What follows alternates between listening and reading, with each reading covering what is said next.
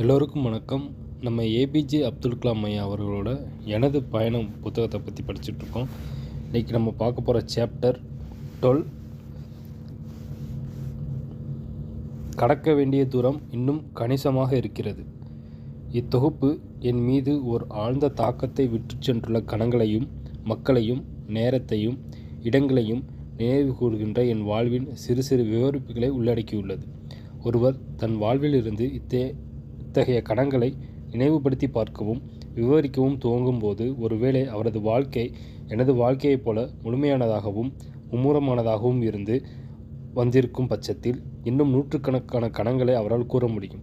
India தனது 2வது அணு வெடிப்பு பரிசோதனை மேற்கொண்ட போது இந்திய அரசாங்கத்தின் அறிவியல் ஆலோசகராக நான் பணியாற்றிய வருடங்கள், எனது பணி ஓய்வு, அதன் பிறகு மற்றவர்களுக்கு கற்றுக் கொடுப்பதற்கு என்னை நான் அர்ப்பணித்து கொண்ட சமயங்கள், இந்தியாவின் ஜனாதிபதியாக நான் பதவி வகித்த வருடங்கள் ஆகியவை எண்ணற்ற சவால்களையும் படிப்பினைகளையும் என் மனதில் நிலை பெறச் செய்துள்ளன. அக்னி ஏவுகணை ஏவப்பட்டது மற்றும் அதை அடுத்து ஏற்பட்ட பல நிகழ்வுகளைத் தொடர்ந்து செய்தி ஊடகங்களின் பார்வை என் மீது அதிகமாக குவிய துவங்கியது. அனைத்து விதமான தீர்மானங்களையும் சவால்களையும் கையாள்வதற்கு என் வாழ்வில் முன்னதாகவே நான் கற்றுக்கொண்டிருந்த பாடங்களை நான் உதவிக்கு அழைக்க வேண்டியிருந்தது. எனது முன்னுரிமைகளும் குறிக்கோள்களும் கூட நுண்ணிய மாற்றங்களுக்கு ஆளாகின. முன்பு செயல்படுவதிலும் பணித்திட்டங்களை செயல்படுத்துவதிலும் நான் அதிகமாக ஈடுபட்டேன். ஆனால் இப்போது நான் அதிகமாக சிந்திக்க துவங்கினேன். சிந்திப்பதிலும் எழுதுவதிலும் வாழ்வின் பல்வேறு நிலைகளில் இருந்து வந்த மக்களுடன் பேசுவதிலும் நான் அதிக நேரத்தை செலவிட்டேன். வருடங்கள் செல்ல செல்ல நாட்டில் உள்ள இளைஞர்களுடன் அதிக அளவில் உரையாடுவதில் நான் பெரும் ஆர்வம் கொண்டிருந்தேன் என்பதை நான் கண்டேன்.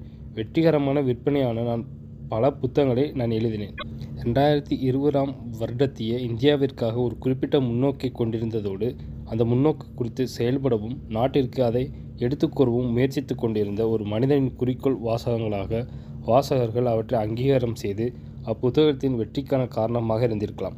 இந்தியா 2020, அக்னி சிறகுகள், எழுச்சி தீபங்கள் மற்றும் எனது பிற புத்தகங்களை இந்திய வாசகர்கள் பெரும் உற்சாகத்துடன் ஆறத்தழுவி கொண்டது எனக்கு ஆழமான திருப்தியை கொடுத்தது. நாட்டிற்கான எனது முன்னோக்கையும் கனவையும் எனது சொற்பொழிவுகள், கலந்துரையாடல்கள், கட்டுரைகள் மற்றும் புத்தகங்கள் வாயிலாக நான் வெளிப்படுத்திய போதும் தொழில்நுட்பத்தின் பிற பகுதிகளில் நான் கொண்டிருந்த ஆர்வம் தனியவே இல்லை. 1990களில் இந்தியா விஷன் 2020 உத்திகளை வகுப்பதற்கு உதவுவதற்கான ஒரு தனித்துவமான அனுபவம் எனக்கு கிடைத்தது. தொழில்நுட்ப தகவல் முன்கணிப்பு மற்றும் மதிப்பீட்டுக் குழுவின் தலைமை பொறுப்பு எனக்கு கொடுக்கப்பட்டது. 2020ஆம் ஆண்டுக்குள் பொருளாதார ரீதியாக வளர்ச்சி பெற்ற ஒரு நாடாக இந்தியாவை மாற்றுவதற்கான ஒரு திட்டத்தை அந்த அமைப்பு உருவாக்க வேண்டும் என்று அதன் முதல் சந்திப்பு கூட்டத்திலே தீர்மானம் மேற்கொள்ளப்பட்டது. அச்சமயத்தில் நாட்டின் பொருளாதார வளர்ச்சி விகிதம் வருடத்திற்கு 5 முதல் 6% இருந்தது. அதை அடுத்த 10 ஆண்டுக்குள் ஆண்டொன்றுக்கு 10% கொண்டு வருவதற்கான முன்னோக்கு திட்டத்தை நாங்கள் வடிவமைக்க வேண்டியிருந்தது. இந்த வேலை எங்கள் செயற்குழுவில் வடிவமைக்க வேண்டியிருந்தது.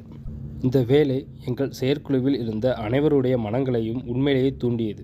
நாங்கள் ஒருவருக்கொருவர் விவாதித்து இறுதியில் 500 உறுப்பினர்கள் அடங்கிய 17 செயற்குழுக்களை உருவாக்கினோம்.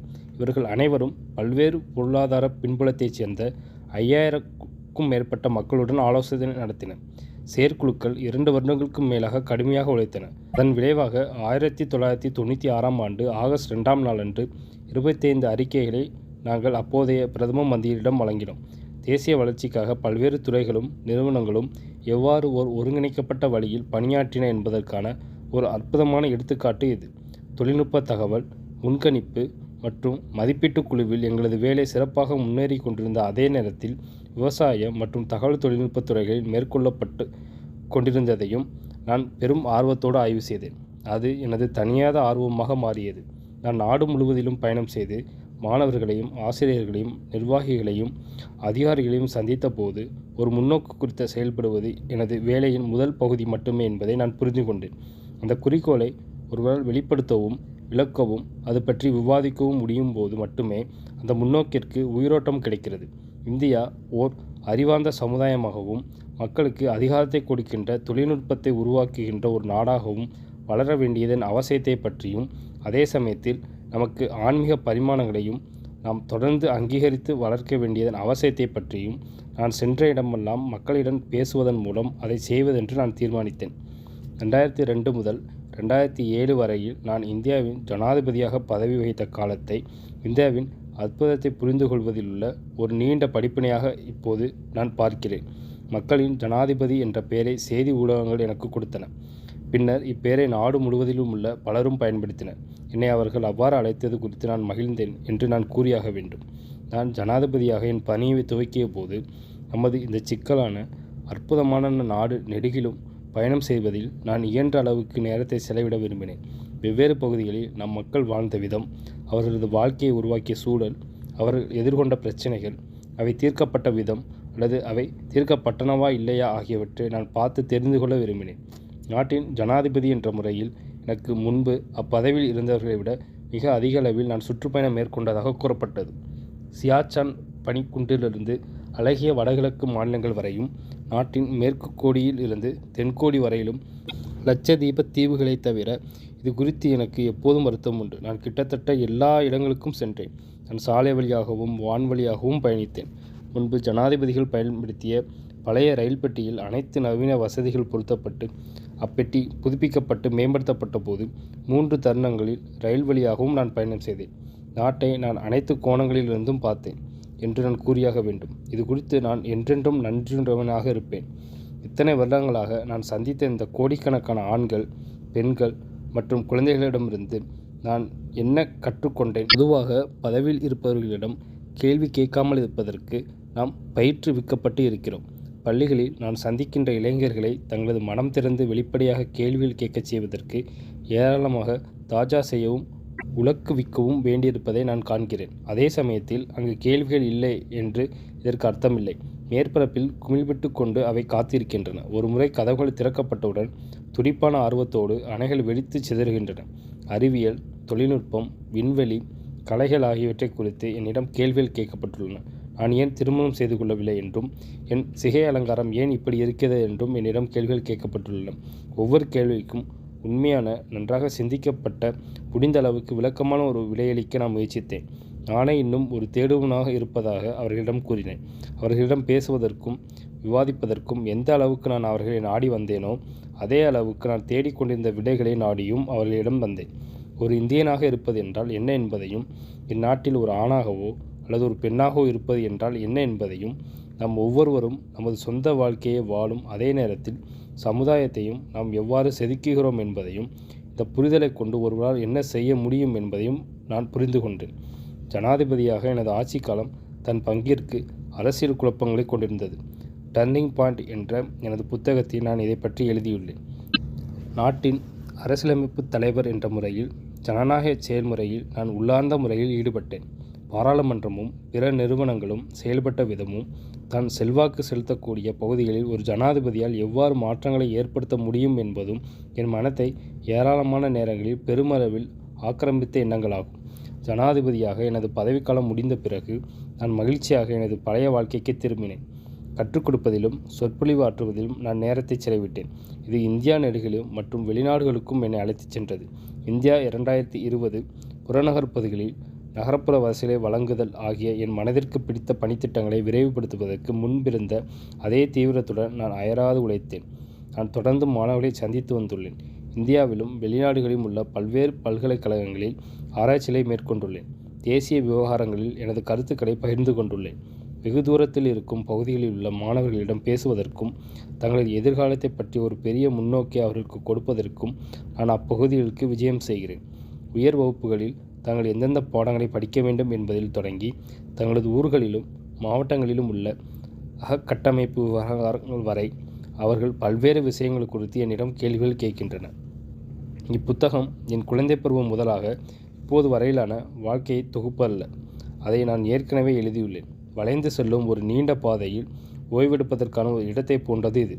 எதிர் திசையில் விரைந்து வருகின்ற போக்குவரத்தை விட்டு ஒதுங்கி மற்றவர்கள் உங்களை கடந்து செல்வதை வேடிக்கை பார்த்து கொண்டே நீங்கள் இதுவரை வந்துள்ள பயணத்தை ஆசுவாசமாக அசை போட்டு பார்ப்பதற்கு நெடுஞ்சாலையில் நீங்கள் குறிவைக்கும் ஒரு இடம் இது. முன்பொரு முறை சென்னையிலிருந்து டேராடூனுக்கு நான் மேற்கொண்ட ரயில் பயணத்தில்தான் முதன்முறையாக நான் நம் நாட்டை தென்முனையிலிருந்து வடக்கு பகுதி வரை பார்த்தேன்.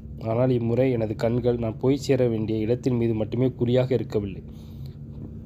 என் வாழ்க்கையை திரும்பி பார்த்து என் வாழ்வின் மாயாஜால துவக்கம் பற்றி என்னால் வியக்க முடிகிறது. என் தந்தையார் தனது கைகளில் தேங்காய்களுடனும் மனத்தில் பிரார்த்தனைகளுடன் வீட்டிற்கு நடந்து வருவதை என்னால் பார்க்க முடிகிறது. என் தாயார் தனது சமையலறையில் அன்றைய தினம் எங்களுக்காக சட்னிகள், சாம்பார், சாதம் ஆகியவற்றை தயாரிக்கும் போது சமையலறை தரையில் தனது அருகில் வந்து அமருமாறு கூறும்போது அவரது கைகளின் அசைவுகளை என்னால் பின்தொடர்ந்து செல்ல முடிகிறது. ராமேஸ்வரத்தை சூறாவளிகள் தாக்கும் போது ஏற்படுகின்ற அலைகளின் உருமலையும் மரங்களின் மீது காற்று மோதும் பெரும் சத்தத்தையும் என் கண்களை மூடிக்கொண்டு என்னால் கேட்க முடிகிறது. செய்தித்தாள்களை பட்டுவாடா செய்வதில் தொடங்கி பிறகு அவற்றுக்கான பணத்தை வசூல் செய்து முடிப்பதில் நிறைவடைந்த ஒரு நாளுக்கு பிறகு என் கால்களிலும் கைகளிலும் ஏற்பட்ட களைப்பை என்னால் இன்னும் உணர முடிகிறது. நேற்றுதான் பேசப்பட்டன என்பது போல எனக்கு பிரியமானவர்களின் குரல்களையும் வார்த்தைகளையும் தெளிவாக என்னால் கேட்க முடிகிறது. என் தந்தை என்னிடம், நீ வளர வேண்டுமென்றால் நீ இச்சிறு நகரத்தை விட்டு போக வேண்டும் என்று எனக்கு தெரியும். கடற்பறவையானது தனக்கென்று எந்த ஒரு கூடும் இல்லாமல் தன்னந்தனியாக சூரியனின் குறுக்கே பறந்து செல்வதில்லையா? உனக்கு சொந்த ஊர் குறித்த உனது ஏக்கத்தை விட்டொழித்துவிட்டு உனது மாபெரும் கனவுகள் உனக்காக காத்திருக்கின்ற இடத்திற்கு நீ சென்றாக வேண்டும். எங்களுடைய அன்பு உன்னை கட்டி போடாது, எங்களுடைய தேவைகளும் உன்னை கட்டி போடாது என்று கூறுவதையும் என்னால் கேட்க முடிகிறது. இளைப்பாறுவதற்கான இந்த இடத்தில் நின்று கொண்டு எனது சக பயணியர் என்னை இன்னும் ஒரு முறை கடந்து செல்வதற்கு என்னால் காத்திருக்க முடியும். லட்சுமண சாஸ்திரிகள், மறைதிரு ஐயாத்துரை சாலமன், அகமது ஜலாலுதீன் ஆகியோரில் தொடங்கி டாக்டர் விக்ரம் சாராபாய், பேராசிரியர் சதீஷ் தவான் மற்றும் டாக்டர் பிரேம் பிரகாஷ் ஆகியோர் வரை என் மீது ஆழ்ந்த தாக்கத்தை ஏற்படுத்தி என் எண்ணங்களையும் அறிவையும் செதுக்கி வடிவமைத்த அவர்களைப் போன்ற பலரையும் நான் சிந்தித்து பார்க்கிறேன். இவர்கள் அனைவரும் என் ஆன்மாவில் விதைத்த எண்ணங்கள் அவர்கள் என் பக்கத்தை விட்டு அகன்று சென்ற பிறகும் கூட பல வருடங்களாக தொடர்ந்து வளர்ந்து வந்துள்ளன. வாசகராகிய உங்களுடன் இவற்றை நான் பகிர்ந்து கொள்ளும்போது முன்பொரு முறை என் மனதில் விதைக்கப்பட்டது போலவே சில விதைகள் உங்கள் மனத்திலும் விதைக்கப்படும் என்று நான் நம்புகிறேன். எண்ணங்கள், யோசனைகள், குறிக்கோள்கள், கொள்கைகள் ஆகியவற்றின் இந்த பரிமாற்றம் வாழ்க்கையின் வட்டத்தில் ஓர் இன்றியமையாத பகுதியாகும்.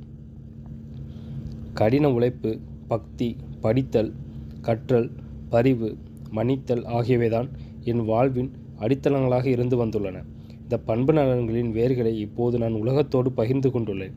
உண்மையில் முழுமையாக வாழப்பட்ட எந்த ஒரு வாழ்வும் மற்றவர்களுடன் அது பற்றி பேசப்படும் போது வாழ்க்கை எனும் அற்புதத்திற்கு ஒளி கூட்டுகின்ற எண்ணங்கள் மற்றும் உணர்வுகளின் ஒரு பொக்கிஷ களஞ்சியமாக விளங்குகிறது. இவை என் வாசகர்களுக்கு சிறகுகளை கொடுத்து அவர்களது கனவுகளுக்கு தீனி போட அவர்களுக்கு உதவினால் பெரிய பிரபஞ்ச திட்டத்தில் எனக்கு அளிக்கப்பட்ட ஒரு சிறு பாத்திரத்தை நான் நன்கு நிறைவேற்றியுள்ளேன் என்று திருப்தி அடைவேன். நன்றி. எனது பயணம் உண்மையிலேயே சம்பவங்கள் நிரம்பிய ஒரு வாழ்வின் ஒரு நினைவு குறிப்பாகும். எனது நண்பர் ஹாரி ஷெரிடன் சுமார் 22 வருடங்களாக என்னுடன் இருந்து வந்துள்ளார். என் வாழ்வில் ஏற்பட்ட பல நிகழ்வுகளின் ஒரு அங்கமாக அவர் ஆகியுள்ளார். என்னுடன் சேர்ந்து அவர் பல மகிழ்ச்சியான நேரங்களையும் பிரச்சனைகள் நிரம்பிய நேரங்களையும் பார்த்திருக்கிறார். நல்லதோ கெட்டதோ ஷெரிடன் எப்போதுமே என்னுடன் இருந்து வந்துள்ளார். நான் செய்யும் அனைத்திலும் அவர் மிகப்பெரிய உதவியாக இருந்து வந்திருக்கிறார். அவரையும் அவரது குடும்பத்தையும் கடவுள் ஆசீர்வதிக்கட்டும். இப்புத்தகத்தின் துவக்கம் முதலாக அதன் வடிவமைப்பு மற்றும் இறுதி உருவாக்கம் வரை எனக்கு உதவியாக இருப்பதற்காக ரூபா பதிப்பகத்தைச் சேர்ந்த சுதேஷ்னா ஷோமா ஹோஷிக்கு நான் நன்றி கூற விரும்புகிறேன். இப்புத்தகத்தை வெளிக்கொணர்வதற்கு அவர் விடாமுயற்சியுடன் என்னுடன் தொடர்ந்து தொடர்பு கொண்டு வந்துள்ளார். அவரது முயற்சிகளுக்காக நான் அவரை பாராட்டுகிறேன்.